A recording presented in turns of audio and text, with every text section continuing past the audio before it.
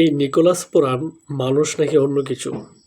এবার আইপিএলের সিজনে যেভাবে তিনি ব্যাটিং করতেছেন, একের পর এক বিধ্বংসী ইনিংস খেলতেছেন, সেটা খুবই উপভোগ্য বিষয়।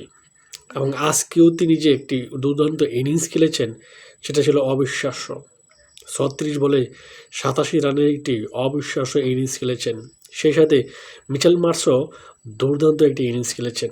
সেও ৮১ রানে একটি ইনিংস খেলেছেন এবং সেই সাথে লখনৌ সুপার জায়ান্ট ২৩৮ রান সংগ্রহ করেছিল ২০ ওভারে। ভাবা যায় বর্তমানে কী ধরনের ক্রিকেট খেলা চলতেছে আইপিএলে বিশেষ করে।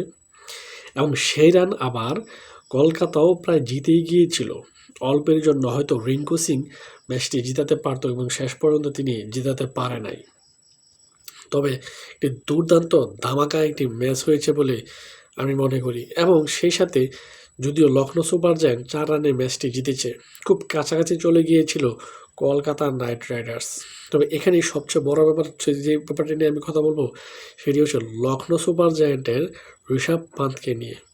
অবশ্য ঋষভ পান্থে অনেক দামি প্লেয়ার এবার আইপিএলে। এই ঋষভ পান্থকে অবশ্য বাঁচিয়ে দিচ্ছে এই নিকোলাস পুরান। কারণ যদি দল বাজে পারফরমেন্স করতো, তাহলে ঋষভ পান্থের উপর অনেক ঝড় ঝাপটা যেত। যেহেতু দল ভালো খেলতেছে, সেহেতু ঋষভ পান্থকে নিয়ে কোনো কথা হচ্ছে না। তবে যখন দল খারাপ খেলবে আর ঋষভ পান্থ খারাপ ব্যাটিং করবে, তখনই তার উপর প্রেশারটা পড়বে বলে আমি মনে করতেছি। তবে এই যাত্রায় ঋষভ পান্থ বেঁচে যাচ্ছে, এটাই সবচেয়ে বড় কথা।